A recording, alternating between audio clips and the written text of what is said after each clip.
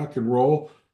Um, as I always like to share with people too, this time is for you, not this bud is for you. Remember the old, you guys might be too young to know that, but um, this time is for you guys to grow, ask questions, develop back to basics is like iron sharpening iron, so we all win together. But if you've missed some ones in the past and you feel like you want to catch up on whether it's the back to basics as we have here, or if you want to see some of the other trainings that we have, at Valor Financial, I upload all of these so people have the chance to go back and see some of the different stuff, the opportunity for you to grow.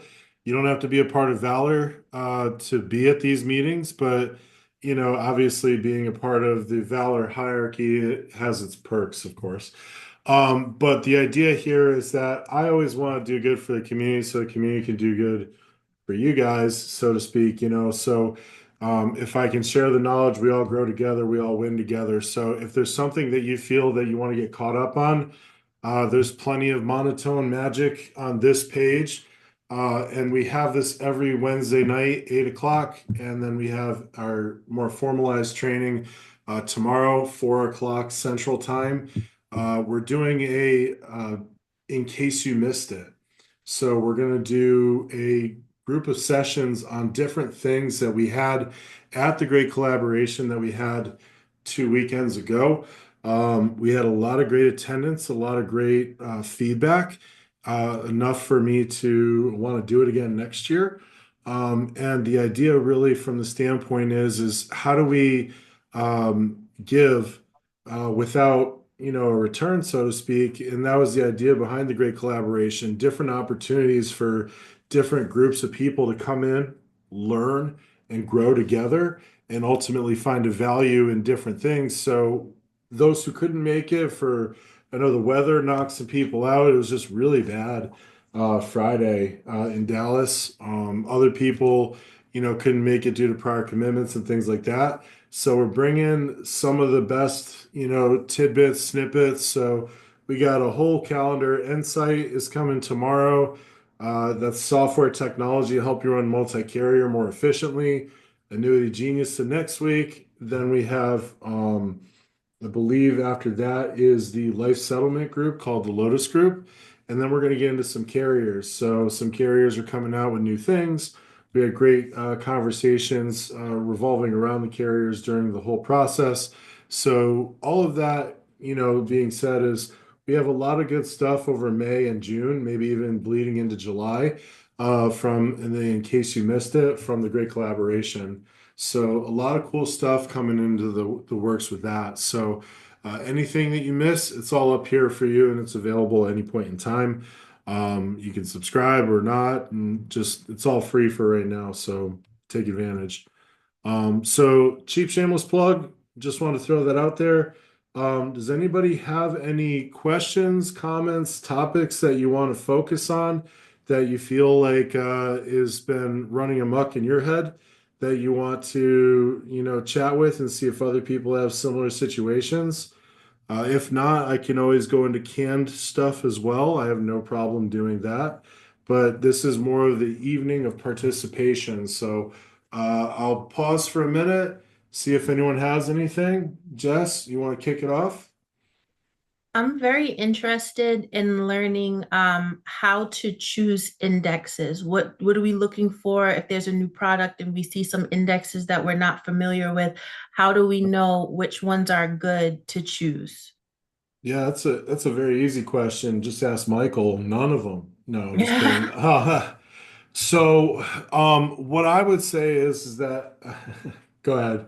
Yeah, I know you want to say No. something. Yeah, I mean, ultimately, Jessica, it's stick to the S&P. Or if you have a NASDAQ option, which is pretty rare, but some companies do have a true NASDAQ, not a like a derivative of it. Mhm. Uh, those are the ones to go with. Your S&P, NASDAQ, Dow.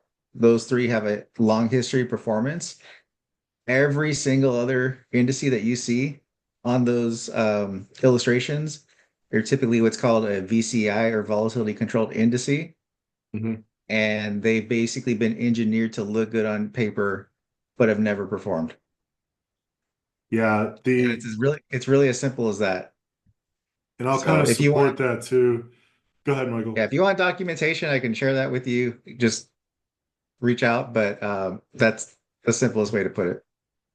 Yeah, and even the carriers build these decks now to kind of show through the mirror of the VCIs. So you'll have F&G and Allianz usually at the top because they focus more on the Barclays, PIMCO, Bloomberg, and things like that. Symetra is one of the companies that has a true NASDAQ. So on their accumulator ascent product, they've got the S&P and the NASDAQ. But when you put those on versus the Putnam, you see the growth drop significantly. So what I would say is this is the Corebridge value proposition for their QOL Max accumulator. And if you see just from this example, then they flip the script to a S&P only. The big focus I would say is watch the top three and what happens to them. So you'll see F&G, Allianz, and then Symetra here. So as you can see, growing up as a wholesaler, growing up on the other side of the coin, a lot of times when you think about the structure and the hierarchy of how people buy these policies, it's really based on, sadly, the ignorant agent who doesn't know any better about VCI versus S&P versus other. And when it boils down to it, the carriers are fighting to get to the top of the spreadsheet. Why? Because companies like Crump, Libra, Ash, the big IMOs, an agent will call up and say, "Hey, I have a client who's 45, looking to put 25K in a year for 20 years, income at 65. Show me the top three." And that will happen. So it's when I say the ignorant agent, it's not an offense to the agent. They don't know any better, but they're relying on people at the top to give them something. And if I was an illustrator getting quote after quote after quote after quote a day, I don't have the opinion to tell them, "Hey, did you know that this is probably not going to perform?" It's just plug and chug. So unless the producer says, "I want to see all S&P, I want to see a 6% rate of return or whatever," are you going to see differences in this design? And so if I even broke this down further, this is still with a participating loan, index participating loan. Now, Corebridge and North American both use bonuses inside of their indexed loans, so they usually show higher. But if you show just a regular variable or indexed loan rate, both of them drop and Columbus shoots up. So it's interesting when you start playing with different things or ways that people start to play with the spreadsheets. So what you see isn't always what you get. That's why to kind of appreciate, and that's why I picked on Michael, is the S&P is tried and true. It's been around over 90 years. Average return over the last 30 is about 10%. And so when you want to look for a couple things with the carriers, it's rate integrity, cap rates, and distance in the industry. How long have they been around? So the ones that I usually look at, Corebridge has been around a long time, formerly AIG. Really, under all those wrappings is American General. American General is the actual product, and that's a 120-year-old company. I love Columbus, part of Western and Southern. They have a very clean product, just the S&P. They don't have any bells and whistles on their loan rates. It's just index loan or standard loan. There's no bonuses inside of those either, with decent cap rates. Once again, if structured appropriately, all of these should work. But I'll tell you right now, I'm working on a case for a guy, met up with a doctor with one of my agents, and we went through a whole presentation last night about business insurance versus personal insurance. And we talked about LERPs, executive bonus plans, and stuff like that. And I said, "How much can you comfortably put away per month without any issue. After rainy day fund, emergency fund, bills, and everything, he says about 3 grand. It's like, okay, perfect. So when we ran the numbers, at the top was North American, Symetra, Corebridge. And then when I adjusted it to a 6% rate of return, S&P only, the numbers flipped and Columbus was actually number one. And it was also because the certain carriers are age last and some are age nearest. So this guy is actually closer to 43, currently 42. So Columbus and North American and Mutual of Omaha are aged last. And so that helped. But strategically speaking, Columbus came out to be on top. So not a lot of people know Columbus well. I personally did not know them before I went independent either, but I had the benefit of doing an event. I was the AIG RVP doing an event with Columbus as well. We were talking about our pros and cons and this and that. And I got to know Jeff Tabor pretty well. And, I was thinking about venturing outside. So, we connected for a bit. And then after I left, I had a case with him. And I call him up. I'm like, hey, I need some help. And he didn't know who the hell I was. I was like, I'm coming to Dallas, want to meet for breakfast. And he sat down. He's like, wait a minute. What? Huh? And he just went through this whole deal, but it was pretty funny, to say the least. But to bring it back to rein it in, this isn't a I Love Columbus show. They're a great company. There's a lot of great companies. I had 11 1099s last year. Right product for the right person, right? So to kind of help with the process though of understanding where you can find information or detail, if I were to, for example, say go to WinFlex, and I'll pick on it because it's easier for me because I know exactly where to find certain things for the Corebridge product. So what I would say is that if you start a new case and let's just say I pick the max accumulator, I'll increase this so you guys can see it okay. Then you have the index strategies. So you have MLSB, Merrill Lynch Strategic Balance, PIMCO, FQD, S&P. So we have different options here. If you want to find out the full name, they have them on the carrier site. So like we have a standout with QOL, which is a microsite you don't have to log into. But let's say, for example's sake, we want to learn more about MLSB or Merrill Lynch Strategic Balance. So if you actually just go to Google, Merrill Lynch Strategic Balance Index, okay? So if I want to check it out, it's this one right here, mlsb.ml.com. I click on this, it'll ask me to accept terms and conditions, and then you come into the MLSB.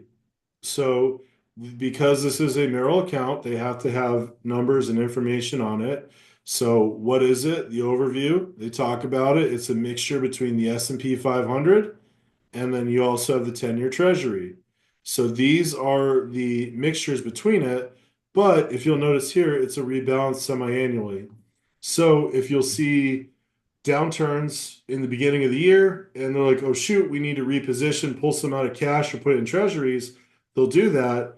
But if you have an upturn after, it's slow on the drag on the back end. So there could be some concern from that standpoint, depending on the rebalancing structure. Volatility target, basically the lower volatility, the less risky the index strategy is. So you're going to see some index strategies now at 7%, 8%, so 10% even. So those mean that it's a much riskier play where if it's the good is good, the bad is bad, right? So there's no in between from that standpoint. But the interesting thing is you look at historical data and they'll show you the actual returns of the index strategy back tested as well. So they're showing the actual years of performance and they're showing the years that it wasn't in existence as well, but using the same methodology. Here it is right here. So all time cumulative returns, 6 month, 3 month, 1 month. But you'll see 3 year, 5 year, and 10 year. Keep in mind, this is truly a full-blown index. So they're going to count the down years and the up years, the downturns, the upturns, whatever, to give you these rate of returns. But you are protected from the index. So, for an example's sake, if you bought a policy here and it was 1369, and then in December of 2019, we'll just say right here, it's 1542. Well, 100% of that difference is going to be credited to the account. And this was a live account starting at this point in time, so August of 2014, roughly. So when you see that, yes, there's some upswings, but unfortunately, there's been a lot of downswings and turmoil. And I'm not gonna lie, like I have my kids in a 60% S&P, 20% MLSB, and 20% PIMCO because diversification is still something good to have. S&P is great. I love it. But because I was in the performance product that I was in, I wanted to diversify a little bit. And so I put more of the risky stuff at a lower portion. And so last year, around this time frame, May and things like that, you found that I was actually getting a 14% return from MLSB, 14% return from PIMCO, and 11.5 from the S&P because that's the cap. But fast forward December, January, February, talk of tariffs, and all that stuff. Yeah, I was still getting solid returns from the S&P, but the PIMCO and the MLSB were like dog with fleas. So in the upper years, you're going to get better potential returns. The worst years, the S&P is going to hold tried and true. So to answer your question, the easy way, Google can solve everything, so you can look it up. PIMCO is a little harder, so because PIMCO has a lot of different funds, so I believe it's the total return fund. I could be wrong. I actually probably am wrong with that. So, whoops, there we go. QL products, accumulation. Product details. So we have Global Optima Index. There it is. So PIMCO has it as well. And their story is different. They focus more on multiple facets. So you got bonds, international equities, emerging markets, which is also international. Then you have US large cap, mid cap, and small cap. So these rebalance on a monthly. And they have a higher volatility. They have a lower participation rate, as you can see here, 75, excuse me, PIMCO right there, 75% participation rate. So if I got 10% return, I'm getting 7.5% credit because it is a more risky fund. It has a higher upside potential, so they have to mitigate how much they're going to give from a percentage standpoint in the participation. That's why when you see carriers with a 200% par rate, it's a very, very conservative index. Therefore, you're going to have 1-2% returns to give you a 4%, credit. So I always stay away from those. I like 100 or even less because it's a little bit more risky and a little bit more opportune, especially if I'm trying to drive income. So you'll see here at PIMCO, they have monthly fact sheets that you can see for the index strategies. And voila, it shows you here the performance, a major downturn in 2020 for obvious reasons, major downturn here, and then some ups and some downs. So you're seeing market corrections, you're seeing recessions, so it's happened to all the indexes, it's happened to the industry in general. So what you find is an opportunity here to just kind of look and see what else is available, and if you want to reposition. The other thing that I would say on the flip side is that, say for example's sake, you got 1 point here, and then next year it drops all the way down to here, right? You got a bad return year. What do most people do? they operate under the fear concern that, oh, this is a crappy index. I got to get out of it. Well, you might be at the bottom waiting for an upswing, right? Or a big upswing, but you moved out of it to go to something that might be at the top of its peak and then on its way down too. So then you're like, oh, this one sucks. No, that one's doing good. And you just keep going back. That's human emotion. So a lot of times the best way to do it is kind of set in, forget it, and know that you have to follow the strategic plan for say 2, 3, 4 years before you start to make some changes. That's why we talk about policy reviews around the second or third year, like an oil change on a car. You look at it, you review it, and see, are we still good to go? Should we give it another year and then check up on it then? Or should we make some executive changes now to ultimately give you the better return opportunities later? So for me, my kids are in the max accumulator products, so they have this diversification. My wife and I are in the value plus protector because we converted our terms. And let's just say I'm not standard on tobacco anymore. So I took the offer. And when I converted, I did a mixture as well, but I switched everything to the S&P for a higher performance opportunity because I'm doing a 20 pay. So everything comes within reason, and it always boils back to client tolerance, risk portfolio, opportunity cost, and time in the market. And just not because Michael's on here and he's a big whole life guy. I saw Phyllis on here too, who loves whole life too. You know, you might have someone who operates in a market where it's just very aggressive. Maybe they do a lot of real estate, and maybe, just maybe, you might find a more conservative approach with cash accumulation growth and no thought to it. So that's where whole life can become a huge animal and opportune as well. You can do that, and there is extreme value in that product too.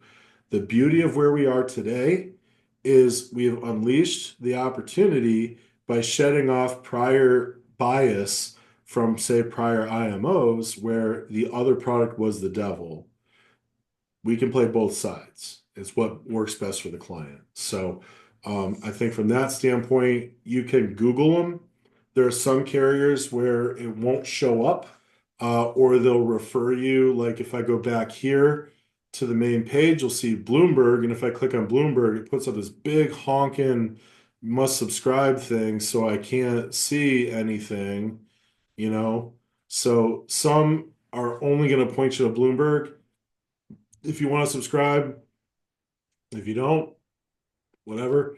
But just kind of giving you those FYIs in the beginning. You want to find something from the carrier directly, and most of them have their own portfolio page that you can analyze with a client. The hardest thing, though, when you analyze this with a client, is saying you see all these ups and downs, and you start seeing rates of return, which should be here. You'll see, but look at the 2 year. So, there's some things where the client has to understand that this means nothing. I had one of my agents has a case with Lincoln, and they have the AIM Fidelity account, which had no return at all.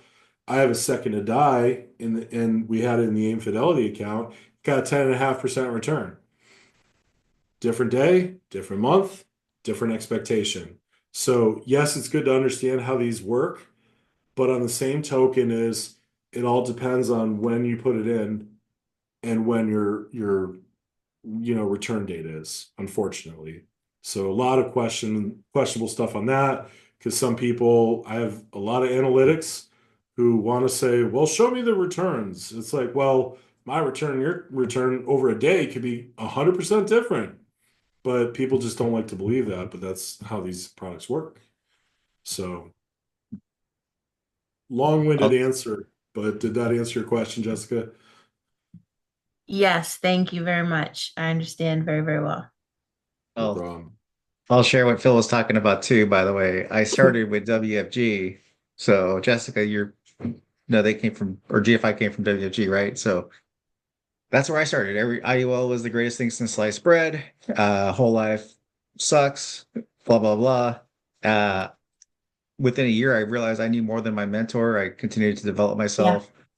Um, and I was like, okay, I kind of became an expert on like how these things actually work, right? And a big piece of that was not because of I'll share the story, not because of an IUL, but I was actually in um, working on a sale for $600,000 in annuity. And I showed an illustration, and the client asked me, how long has this index been in existence? Yeah. And I said, I don't know for sure. I'll find out. But here's the 20-year history. Bad move. You can imagine how embarrassed I was the next day to Yeah. tell him the 4 years. index went live last year. Last Oh, year. geez. So the whole history that I was trying to sell him on was bull, right? Yeah. And needless to say, I lost the credibility. I lost that sale. Yeah. And so it really caused me to start diving more and more into it.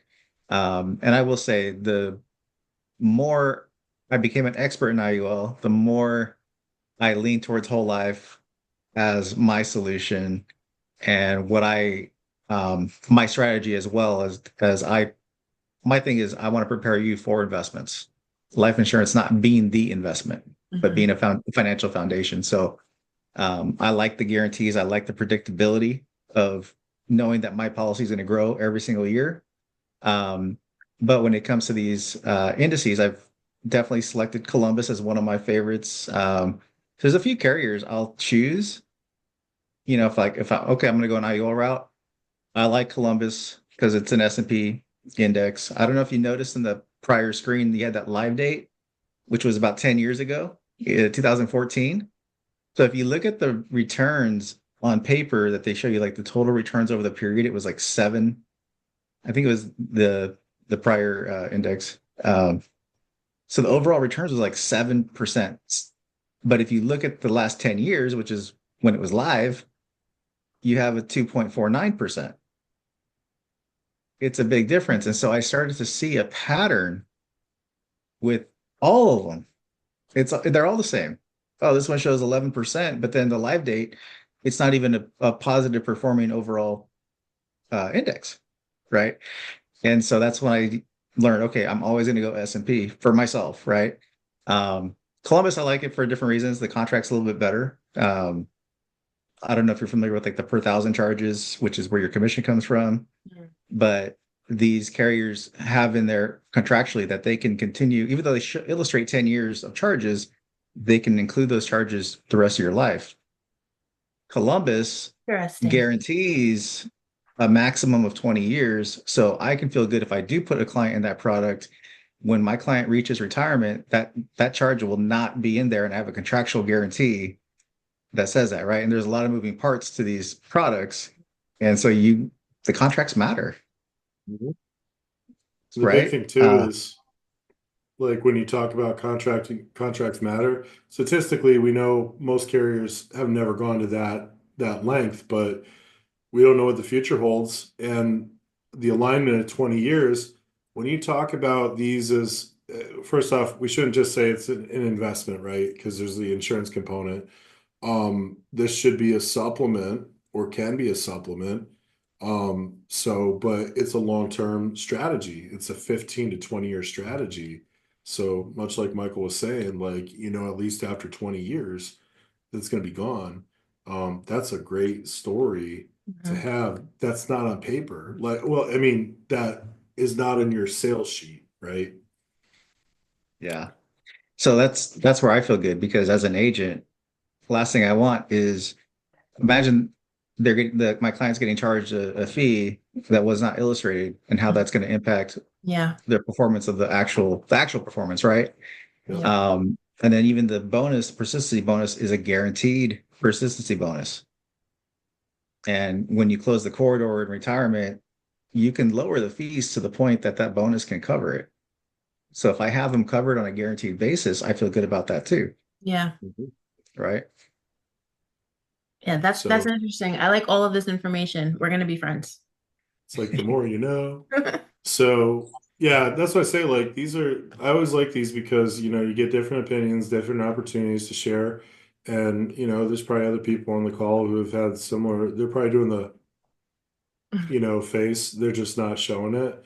I know it. I know it. But yeah, I mean, that's the beauty of this is from that standpoint, you have experts to lean on to help you grow and build up your portfolio and pipeline. Now, I will say Columbus is a dog with fleas on death benefit focused cases. I can easily give a longer guarantee with QOL. I still like the Value Plus Protector from that standpoint, but they have a great balanced product. You know, if you're looking for cash and death benefit type of strategies or income. So yeah, you're always going to pick your favorites, but you know, like me, I have two kids and they're both my favorite. You know, I don't have favorites, right? So everyone has a place and a time for what they need. But I think, you know, the fundamental process, even with kind of what we say with the whole life versus the IUL, there's no bad products, just bad agents. You Yeah. know, it's really how do you ask the right questions to the customer to figure out what they want? And we as an industry have missed out on that opportunity to ask the right questions because we're so trying to get to the sale and move on to the next sale that we forget that, you know, you're selling a policy too. So, you know, the art of asking questions in the whole process has been lost on carrier bells and whistles. Like newsletter went out today. I know most of you guys probably just put in your trash. I'm hurt. It's okay. But the thing is NLG is coming out with their own chronic illness rider. So match QOL's AAS rider. Yep. So it starts on May 31st. We're going to have NLG talking on the 12th of June, I believe, either the 12th or the 19th, one of the two.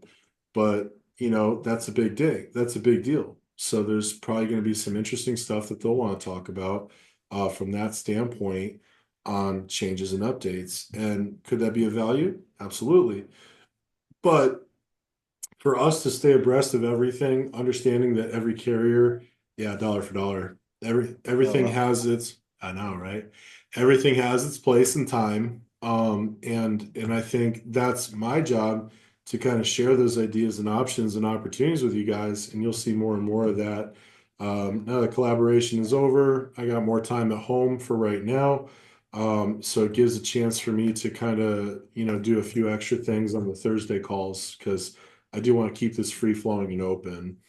Um, so so yeah, a lot of different stuff that you can kind of think with that, but really to kind of put a bow on it, just Google it and you'll find the options. And if you need help, you know, trying to decipher between them, I'm a phone call away. But the big thing is just understanding the aggressive versus conservative. These are about as conservative as I like. You know, once you get above that, then it starts to get a little, you know, so that's why they have to buffer it and fill it in with higher percentages. And I'll give you a true life example. I had an Athene annuity and I bought it in 22 after I left because why? I didn't want to think about it. I wanted to ultimately get a commission for my own case, right? Who doesn't? But at the same token, I'm building this business, so I don't want to think about it. I don't want to lose the money. So I put some 1 year point to point strategies. No, actually, I did all 2 year point to point strategies. And the one that had a 300% and the one that had 185% were the only two that didn't hit. The ones that hit was a 60% return and a 100% return. So I was thinking because we're in 22, we're still, you know, coming off of all the, you know, market risk, volatility, this and that. 23 was going to suck too, and 24 would be awesome. And I mean, you know, for the most part, I was kind of right.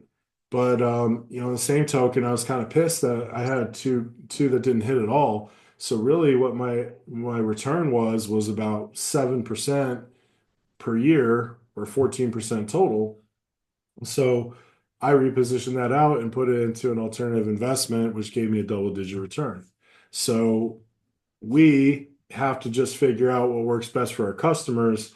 And it goes back to, you know, what I said in the beginning was not in this call, but in the beginning, of the silos and opportunities. So you have the ability to sell life with us, annuities with us, health if you want to, and then also alternative investments to really kind of put a bow on everything that you're looking for.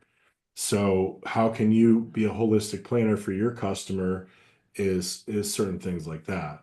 So that's kind of the idea around that. So any other questions or things on people's mind that you want me to go over? Um, something of importance or, just kind of nitpicky kind of thing. Pause for a second to see if anybody's got anything.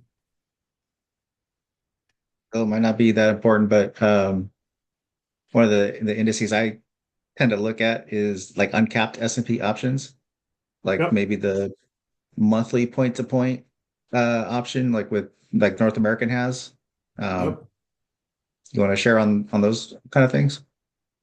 Yeah, some of them, so the monthly point to points, it depends on the carrier because so if I flip the script here, went to North American for example's sake, and we look at the strategies here with their indexing, there are some carriers that will give you, yeah, whatever. Here we go. You'll see here they have a monthly point to point, but in certain scenarios with these monthly point to points, some carriers will actually give you a true monthly point to point. So say the most you can get is 2.5% on your data points, right? Then you have other carriers like F&G where they'll take your monthlies and average them. So there's a little bit of a question mark on which one is accurate, which one is not, because if I had it my way and I had a 2.5% monthly point to point opportunity, that could be a 24, 40% return, depending on how, dominant the market is, whatever it may be. Actually, it can't be 40%. It would be 2.5 times by 12, whatever that is. It's too late for me to figure it out. Somewhere in the 30s. 20s, 30s. 30%. What is the persona? You're smart. 30. 30. Yeah, I'm gonna take Prasanna's answer over yours, Michael. So 30% opportunity from that standpoint. But if you have a different type of monthly point to point, like I pick on F&G, I get 1 month where it's 2.6, and then another month where it's 0, then you still have to build back up, and then you might get another 2.6 or 1, and then the average you're really not going to get that 30% total return. What you're really going to get is somewhere around the 6, 7, 8% potentially, from that standpoint, depending on the average. So we want to always look and kind of dive into that. I have to do a better job of figuring out who does what because I know North American is one way, that F&G is the other way. So it really just depends on which way you want to go. But there's a lot of meat on the bone when it comes to looking at indexes, sadly. And what I would say is that if you are comfortable with two or three and you want to kind of roll with those for now, I'm not here to tell you to change it, but just kind of understand there's certain reasons why I don't sell certain carriers. F&G illustrates way too high, in my opinion. So if you take them down to 6% or shift them to S&P or both, they go way down. If you look at Allianz, I didn't want to say it, so I'm gonna say it. I I'm gonna say it. yeah. Complete So garbage. Allianz, I wouldn't sell if it was monthly. So I don't know if you guys are aware, but Allianz only has one sweep date. So if you sell Allianz policy on a monthly, you have 11 buckets sitting in the penalty box until the next annual sweep date when they then put it into the index. So yeah, you're getting fixed interest, but the problem is your opportunity lost of higher return possibility, is a pain. And so if I wanted to make sure that my customer was going to get the best possible opportunity, the best possible opportunity is either monthly, because now you have 12 buckets, or annual with a dollar cost averaging to segment it over 12 months. The dollar cost average gives you the cheaper cost for an annual premium, but then it gives you the dollar cost average to put it over 12 months. So you're going to win on both aspects of spreading the risk and getting cheaper costs of insurance with annual versus monthly. So those would be the ways that I would do it because I've seen the numbers and we actually had, it was funny, I wish I kept it.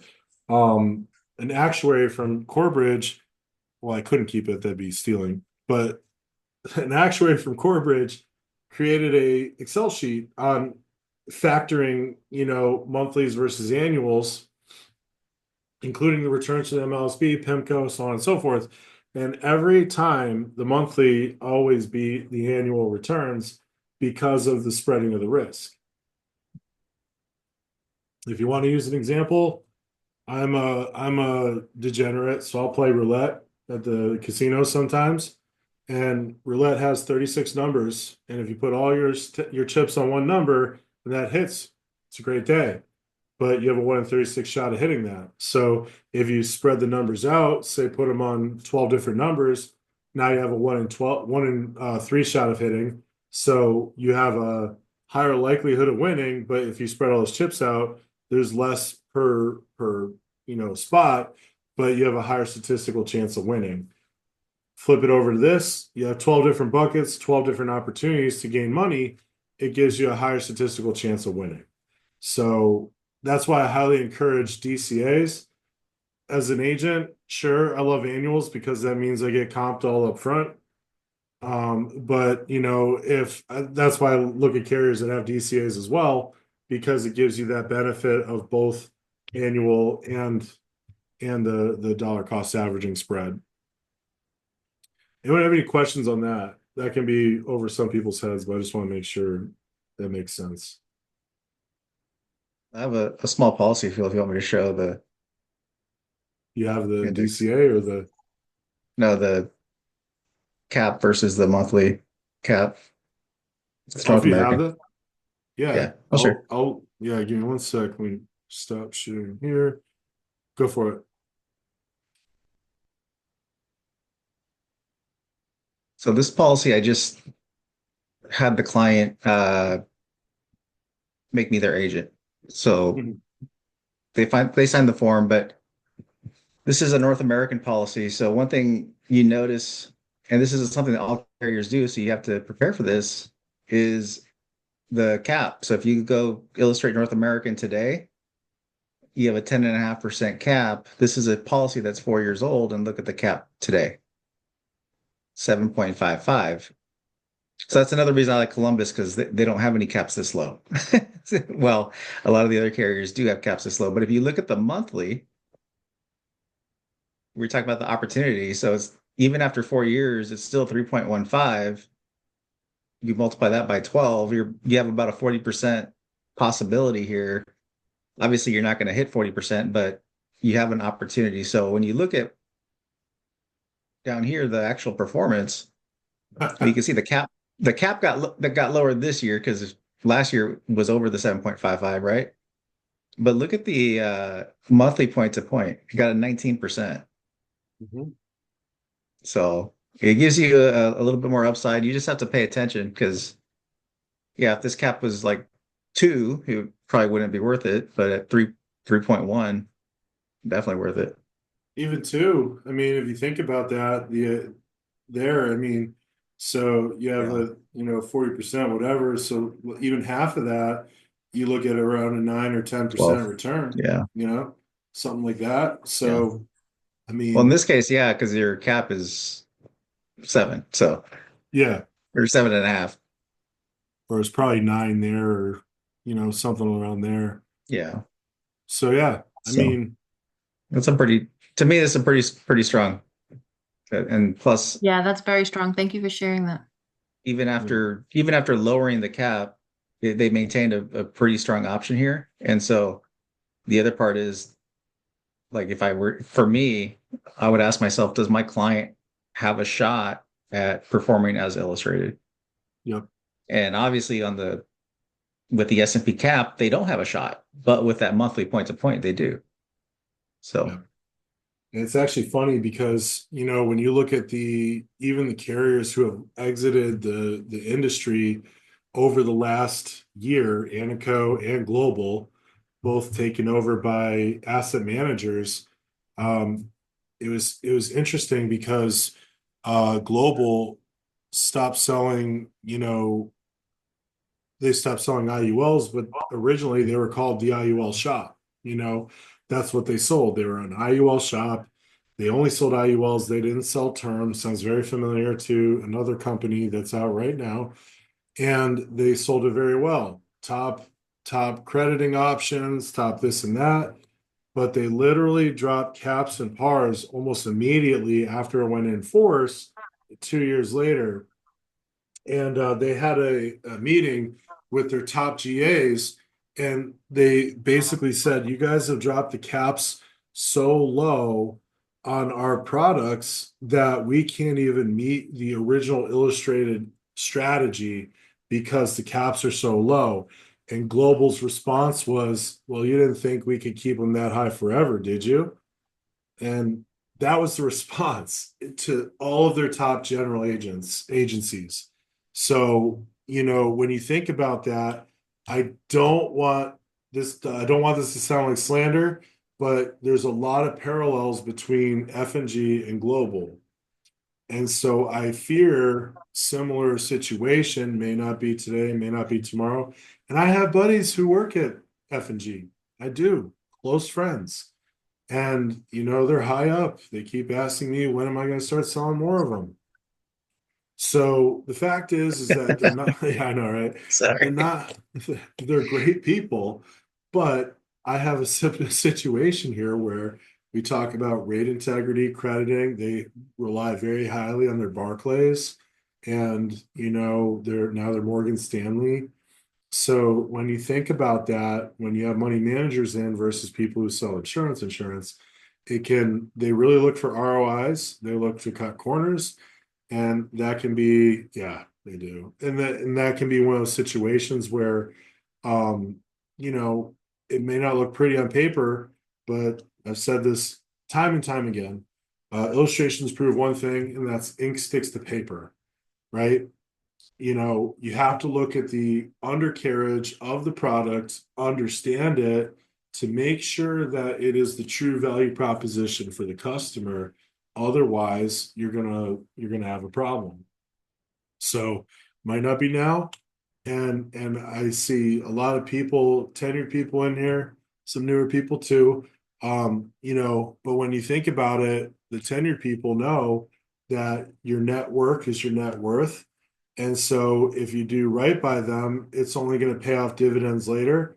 If you do wrong by them, you're shutting off a whole community because of the way that you sold a case before for, whatever, however you sell it, right?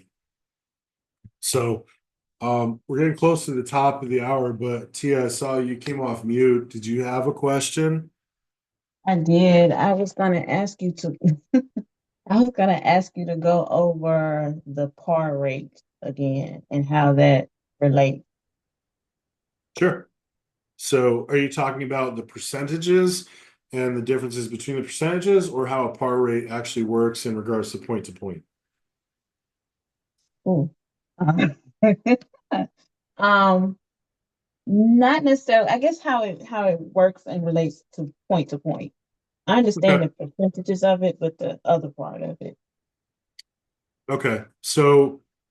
When so I'll outlay both of them so that way I can kill two birds with one stone. So the whole idea of the higher rates, the higher participation rates, ultimately goes back to how does the insurance company make money, right?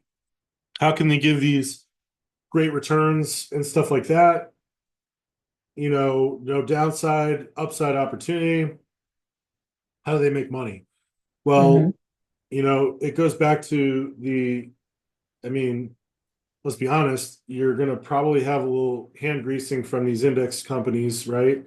To get their business in there. But on the flip side is most insurance companies, what they do is they have, say, a 4% net gain. That's what, the goal is for them. They don't look to make 30% returns. That's what screwed them in the not COVID years, in the financial crisis. So they focus on treasuries, government bonds, things of very conservative nature. Then the rest of it goes to options to help get higher pars and caps to the customer. So when it boils down to it, a lot of the operational costs, and the stuff that you see is really for the benefit of the client to give them higher pars and caps, but it has to be within reason. So almost like, and once again, being the degenerate I am, if you go into a casino and you're just crushing the tables, eventually someone will say you can't play here anymore. You've made too much off of us, and we're losing.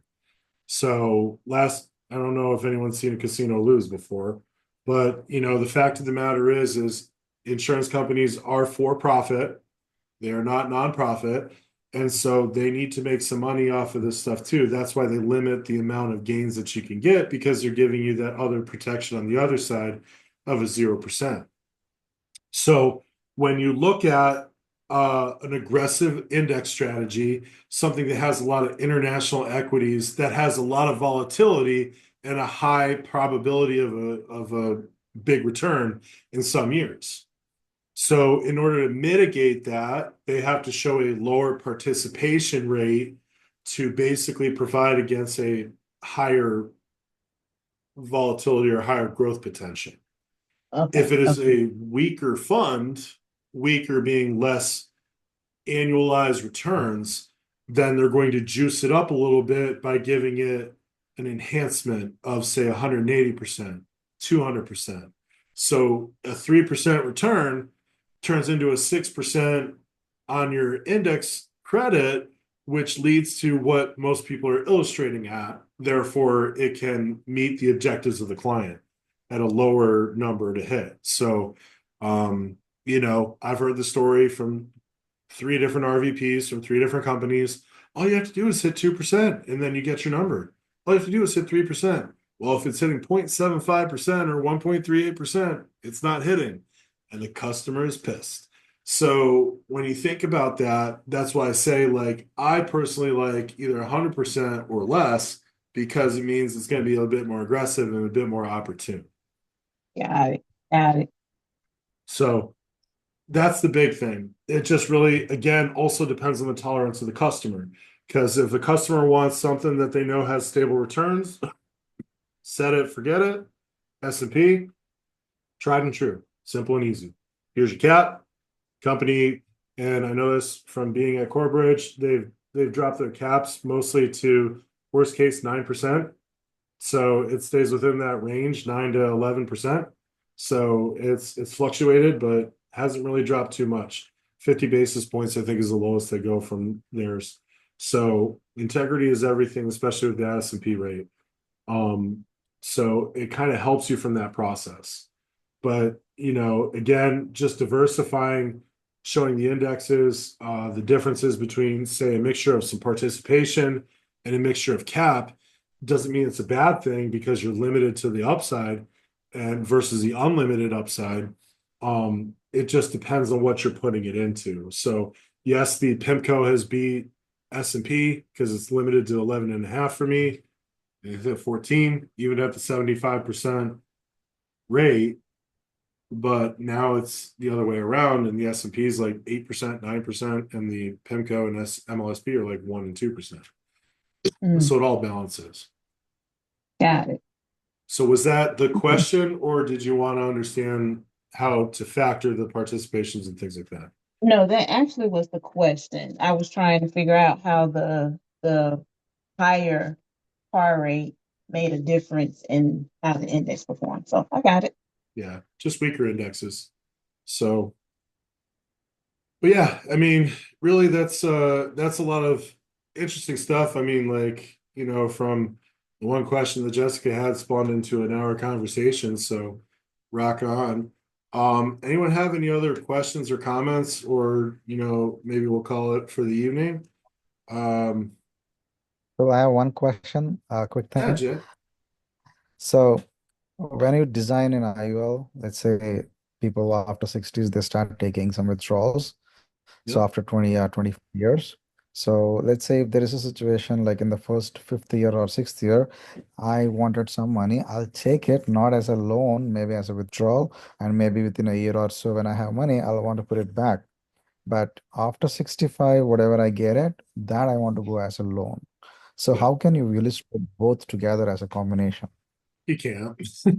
So, what I would say is show the loans later, but say like, hey Jay, here's your policy. If you see here at year 5, this cash surrender value is available. You can pull, all of that either as a loan or withdrawal. I would say not a withdrawal because you would actually run into some potential issues if there's possible taxation. Sometimes carriers have a charge. Like I know Corebridge is either 150 or 250 when you pull money out. That's not a loan. And so you have to question that too. But the hard part is when you look at it from taking the withdrawal, you're now losing out on participation, potential upside, and it's just pulling the money out. So if you're talking about a quick borrow and turnaround, that's no problem. But I think it also depends on when the client wants to put the money back in or what they're using it for. Good example, I have a client right now who took a loan out against his $7.5 million policy. And it's been about 6 months, so I got to check back in with him to see, hey, are you gonna put money back in it? Are you gonna leave it be?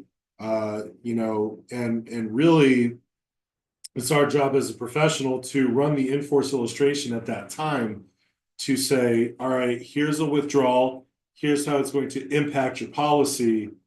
I wouldn't take out this yet, or I would do a loan. Here's the difference between a loan versus a withdrawal. But it's unfortunately something you can't illustrate on the front end. It would be something as you go along, as we call the oil change and the maintenance. So unfortunately, Okay. it's not something that you can continue with. All right. Thanks, Phil. No problem. Great question. Great follow-up. So Magna, thank you for feeding my ego, saying this is very helpful. Always a pleasure. Anyone else have any questions or anything else that you guys might want to see for next time? So is there some type of concept, some type of case design, sales idea, whatever that you guys want to run through next time? So shy today. So shy. Symmetra. We can do Symmetra. That's not a problem. Okay. Well, we've hit past the hour. Got people probably falling asleep, so apologize, except for those West Coasters. I know it's only like 7 o'clock your time, but want to say thank you guys as always. Share with your friends, share with your teams. It's okay, Megan. So once again, this is open for anybody. This is not specific to Valor, so we appreciate anybody who wants to learn, grow, and progress. So thank you guys. This will be up on the YouTube channel later. And I hope you have a great rest of your evening. Yeah. See you guys.